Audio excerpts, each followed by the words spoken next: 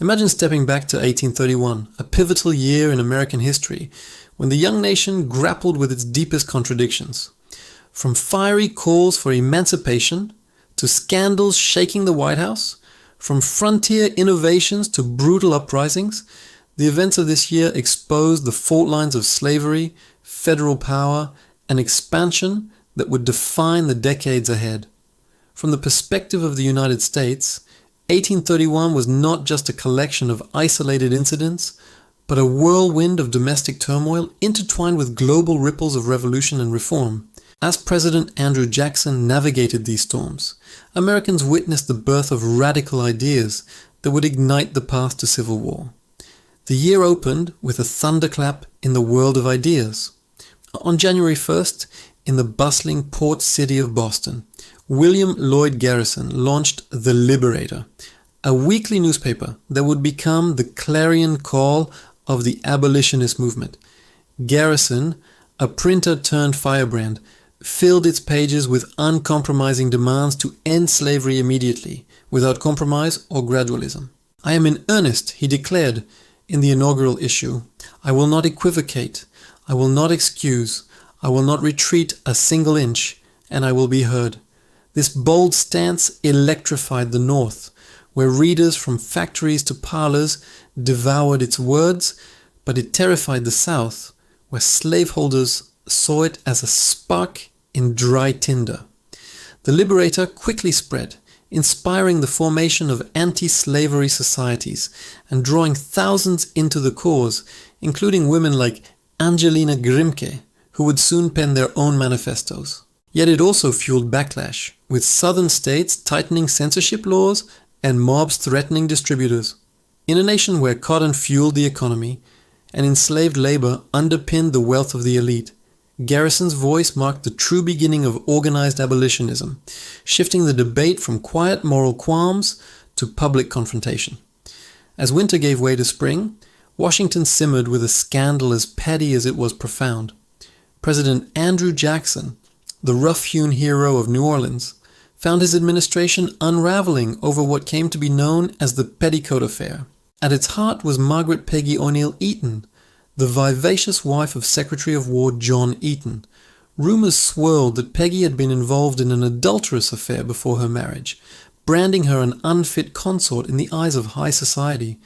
Led by Florid Calhoun, wife of Vice President John C. Calhoun, the cabinet wives shunned her, refusing invitations where she appeared and whispering poison in drawing rooms.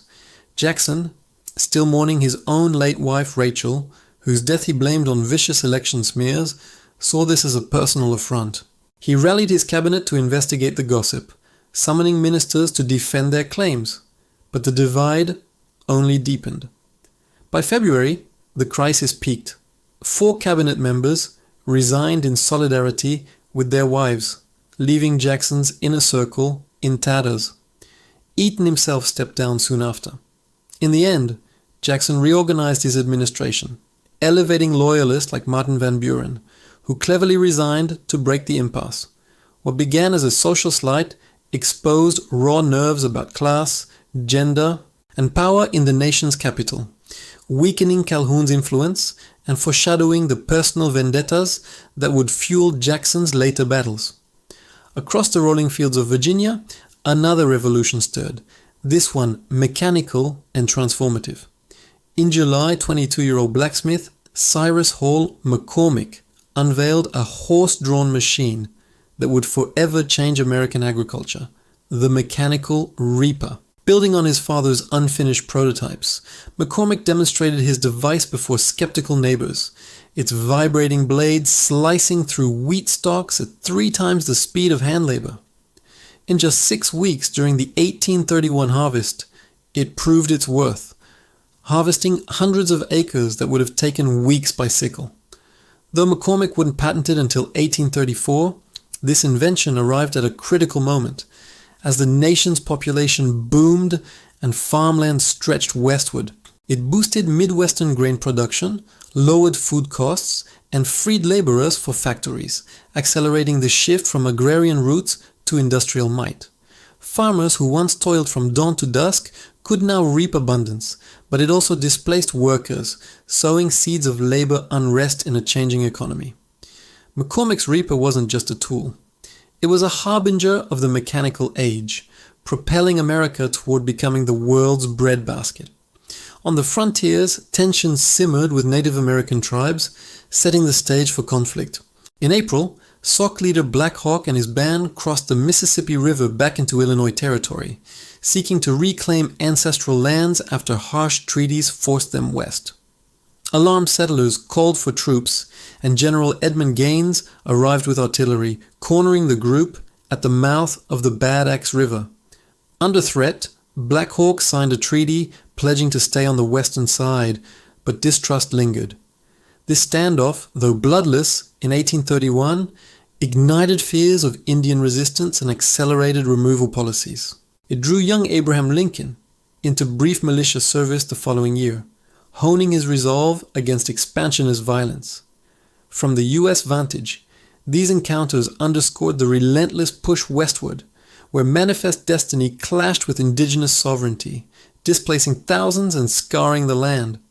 Yet no event in 1831 shook the nation more than the blood-soaked days of August in Southampton County, Virginia. Nat Turner, an enslaved preacher renowned for his literacy and visions, had long pondered divine signs.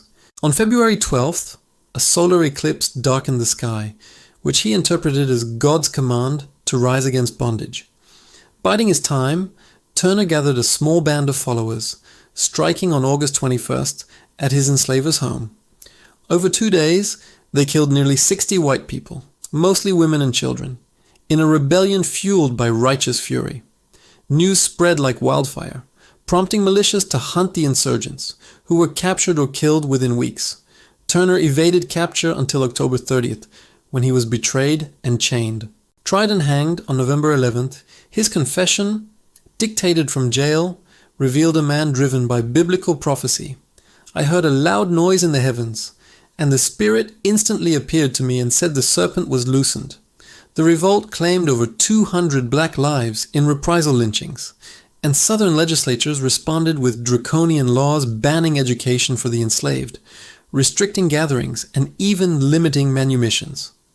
From the US perspective, Turner's uprising terrified the slaveholding class, validating their worst fears, and hardening defenses of the peculiar institution, while in the North it galvanized abolitionists, proving the inhumanity of a system that bred such desperation.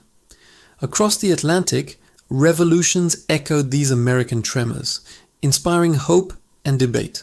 The Polish November uprising, a fierce bid for independence from Russian rule, captivated the American imagination.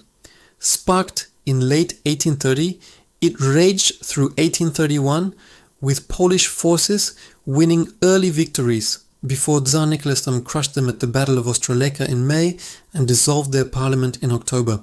Americans, fresh from their own revolution, poured out sympathy. Newspapers blared headlines. Public meetings raised funds totaling thousands of dollars, and even young Edgar Allan Poe volunteered to fight, penning impassioned pleas. Congress received petitions urging recognition of Polish independence, though Jackson demurred to avoid European entanglements. This fervor reinforced Republican ideals, linking US liberty to global struggles against autocracy, and swelled immigration from Poland, enriching cultural tapestries in cities like Chicago. Similarly, the Belgian Revolution solidified a new kingdom under Leopold I in July, which the US would soon recognize, stabilizing trade routes disrupted by Napoleonic Wars. And in France, the aftershocks of the 1830 July Revolution under Louis-Philippe promoted liberal reforms that influenced American Democrats, from labor unions to temperance societies. These foreign fires reminded Americans that their experiment in self-government was part of a larger human quest, fueling evangelical revivals and social crusades at home. As autumn deepened, the specter of disunion loomed in the South. In November, South Carolina's legislature, chafing under federal tariffs that favored northern manufacturers, voted to convene a state convention to nullify the duties as unconstitutional. Vice President Calhoun, anonymously penning exposés since 1828, saw nullification as a state's right to protect sovereignty. This defiance challenged the Union itself, pitting sectional interest against national cohesion. Jackson, a staunch Unionist, viewed it as treasonous folly, but the crisis simmered into 1832. In his December annual message to Congress, Jackson struck a defiant tone, praising internal improvements like roads and canals, while lambasting the Second Bank of the United States as a monopoly corrupting democracy.